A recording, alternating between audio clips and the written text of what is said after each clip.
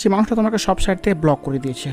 সব সাইড থেকে ব্লক করে দেওয়ার পরও যে সে মানুষটা তোমাকে ভালোবাসে, তোমার কথা স্মরণ করে, সেই বিষয়ে তুমি কী করে বুঝবে? কেননা সে মানুষটার এই সব জায়গা থেকে ব্লক করার ফলে কিন্তু তোমার মনে একটা ভ্রম তৈরি হয়েছে, হয়তো সে মানুষটার মনে আমাকে নিয়ে আর কোনোরূপই ভালোবাসা নাই, যে জন্যই সে মানুষটা আমাকে সব সাইড থেকে ব্লক করে দিয়েছে।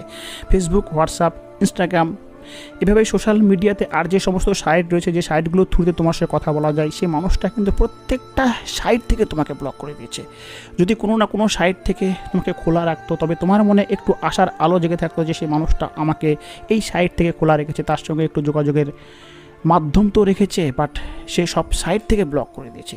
যার ফলে তুমি ভয়ে ভীত আছো, তুমি মানসিকভাবে অস্থিরতায় ভুগছো। কেননা সে মানুষটা হয়তো তোমার সঙ্গে সম্পর্কই রাখতে চায় না, যে জন্যই সে তোমাকে সব সাইড থেকে ব্লক করে দিয়েছে। বাট আমি বলবো, সাইকোলজি অনুসারে এই বিষয়টিকে তুমি যেভাবে দেখছো, সাইকোলজি কিন্তু সেটাকে অন্যভাবে দেখায়। আমি সেই সাইকোলজিক্যাল ভাবনা তোমাদের মাঝে তুলে ধরবো যে সে মানুষটা তোমাকে সব সাইড থেকে ব্লক করে দিয়েছে মানে যে সে মানুষটা তোমাকে ভালোবাসে না, তোমার সম্পর্কে তার মনে কোনো অনুভূতি নেই, এমনটা কিন্তু না। কেননা যদি তোমার ভালোবাসার মানুষটার তোমার প্রতি কোনো ইন্টারেস্টই না থাকতো, রাগের মাথায় যদি সে তোমাকে ব্লক করে দিত, তবে তোমার প্রতি তার ভালোবাসা না থাকার ফলে সে তোমাকে কিছু সাইড থেকে ব্লক করতো। সে এটা ফিল করতো না বা সে এটা ফোকাস করতো না যে তুমি কোন কোন সাইড থেকে তার সঙ্গে কন্ট্যাক্ট করতে পারো। দেখো বন্ধুরা, তুমি সেই মানুষটিকে ভালোবাসো, তোমার ভালোবাসার জন্য তুমি সেই মানুষটার সঙ্গে কোন কোন সাইড থেকে সে মানুষটার সঙ্গে কথা বলতে পারবে, মেইন কথা তার সঙ্গে কোন কোন জায়গা থেকে কথা বলার সুযোগ পাবে, সেই বিষয়ে কিন্তু তোমার মাথায় ভাবনা কাজ করে।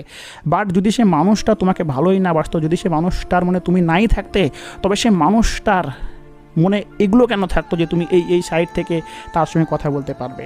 আমরা যে বিষয়গুলোর প্রতি সূক্ষ্মভাবে ফোকাস করি, সেই বিষয়গুলো সম্পর্কেই কিন্তু আমরা বেশি জ্ঞান অর্জন করতে পারি।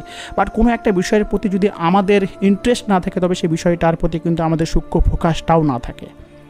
দেখো, তুমি সেই মানুষটিকে ভালোবাসো, তাই তোমার চেষ্টা হয়ে থাকে কি তুমি এই সাইট ব্লক করলে ওই সাইট থেকে কথা বলবে, ওই সাইট ব্লক করলে আর নতুন কোনো সাইট পাওয়া যায় যে সাইডের থ্রুতে তার সঙ্গে কথা বলবে, সেটা নিয়ে তুমি কিন্তু ভাবো।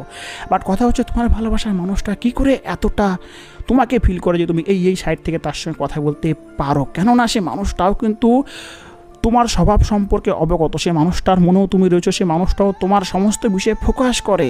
আর এই ফোকাস তখনই একজন আর একজনের প্রতি করে থাকে যখন সে মানুষটি অপর প্রান্তের মানুষটিকে ভালোবাসে। তুমি তার সমস্ত বিষয়ের প্রতি ফোকাস করে বিকজ তুমি তাকে ভালোবাসো, বাট সে মানুষটার তো তোমার সব বিষয়ের প্রতি ফোকাস করার কোনো প্রয়োজন নাই।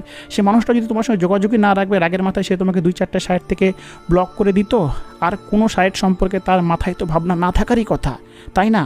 বাট সে মানুষটার মনে সব সাইট সম্পর্কে ফোকাস আছে কেন? তার কারণ হচ্ছে সে মানুষটা তোমাকে ভালোবাসে।